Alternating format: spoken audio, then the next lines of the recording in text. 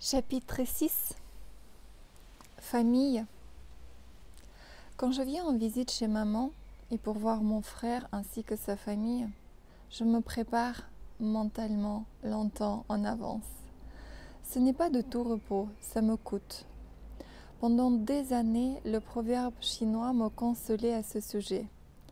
Lorsque tu crois avoir atteint la sagesse, va passer 3 jours chez ta mère. Je me disais, yes!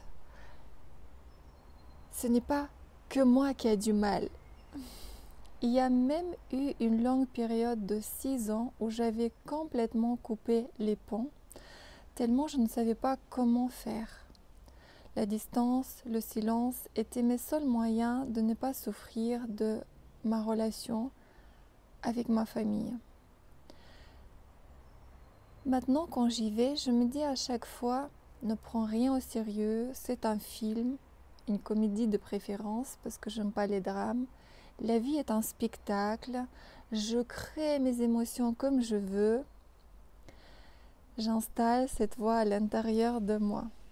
Maman est toujours un peu dure, mon frère lui parle mal. Elle veut qu'elle coupe sa barbe, lui, il veut qu'elle vive différemment. Elle veut le conseiller sur comment faire ses affaires. Lui, il veut que... Et personne ne dit réellement ce qu'il ressent.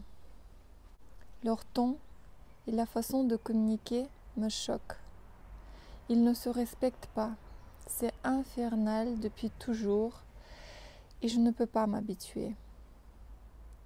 Maman me donne aussi des conseils sur les choses qu'elle n'a jamais vécues. Sa vision du monde, fais attention qu'ils ne te volent pas tes affaires. Ne prends jamais un taxi en Russie, ils vont t'arnaquer. Ne prends rien de valeur, Aeroflot va voler ta valise de toute façon. Ты там смотри. Ces conseils sur le couple sont les meilleurs, surtout parce qu'elle n'a vécu que 4 ans avec mon père. Et après leur divorce, en 1968, elle n'a jamais eu d'homme dans sa vie. Maman m'accompagne en transport en commun jusqu'à l'aéroport. Il faut traverser toute la ville, le trajet d'1 heure et demie. Elle attendait que je passe les contrôles. Avant de partir, elle m'a fait signe au travers des vitres qui nous séparaient. À ce moment précis, je me sentais si proche de ma mère comme jamais dans ma vie.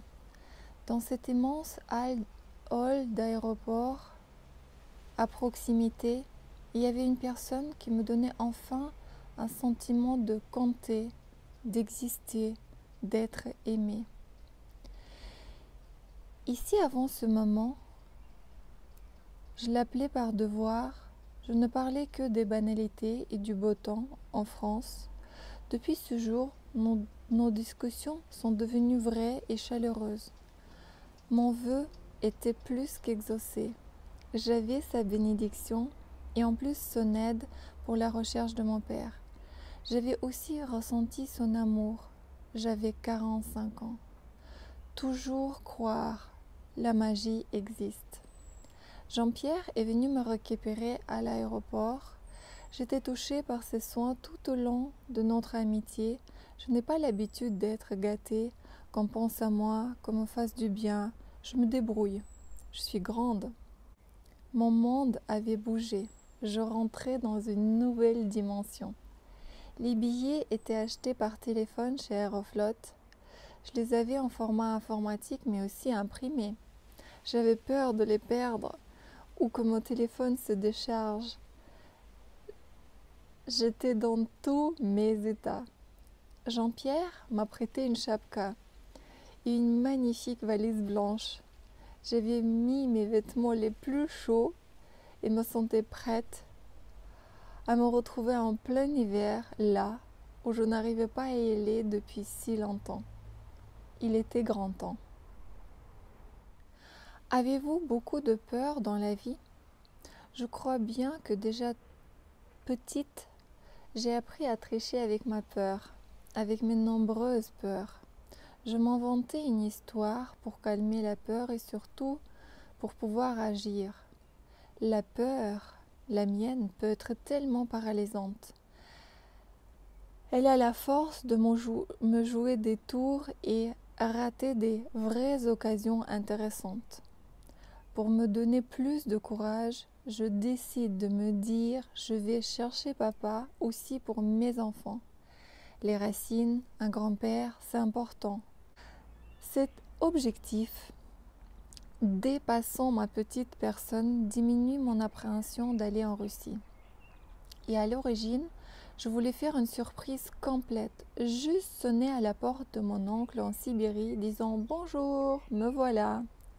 Plus le temps passait, plus je me rendais compte que j'étais vraiment en train de réaliser la démarche rêvée depuis une éternité, et plus j'avais une appréhension de ne trouver personne, de ne pas être bienvenue, de déranger, surtout d'être coupable, ne pas avoir donné de mes nouvelles depuis 25 ans. Je ressentais un vrai malaise. Au final, j'ai fait comme papa. Je suis juste partie. Je calmais ma conscience avec la pensée oui, mais ils ne se sont pas intéressés à moi non plus. Un jour, avant le départ, j'ai craqué. J'ai trouvé le numéro de téléphone de mon oncle, Ivan. Il n'a jamais changé, tout comme le lieu de son habitation. Il s'est montré ravi de m'entendre. J'étais en partie rassurée. Le vol Paris-Moscou durait 3h25, se passe bien. Rien à signaler. Je suis éblouie par la beauté de l'aéroport à Moscou, des grands panneaux lumineux, marbre, des décorations magnifiques de Noël. Les Russes aiment beaucoup les choses pompeuses. Comme me disait Jean-Pierre, ce n'est pas le pays pauvre que j'ai quitté en 1994. J'avais peur de traverser la douane et de me retrouver de l'autre côté. Comment c'était là-bas? Serais-je en sécurité? Les souvenirs de dépouillage à notre départ ont ressurgi. J'avançais avec difficulté, à la vitesse d'un escargot vers ce poste avec des gens vêtus d'un uniforme vert. Je suis passée, ouf. C'était un tout petit peu moins bien de ce côté. Le personnel était nettement moins souriant, les gens un peu plus sombres. J'étais en Russie. Le vol était retardé. Il fallait déchiffrer l'avion. Enfin, on se trouve dans le bus qui était censé de nous conduire vers l'avion. Il s'arrête au milieu de la piste et nous restons là, serrés et de plus en plus saisis de froid. Il fait moins 25 dehors. Sur le vol interne Moscou-Krasnoyarsk, duré 4h20, il y avait un homme complètement ivre. Il a commencé à crier dans le bus, de jurer, de se plaindre de la situation et même agresser verbalement quelques personnes autour de lui. J'avais les pieds gelés, je tremblais de plus en plus. Mes vêtements n'étaient pas adaptés au climat que je retrouvais. Je priais de ne pas me retrouver dans l'avion à côté de cet homme. Pour écouter la suite, cliquez sur la playlist et venez écrire avec nous.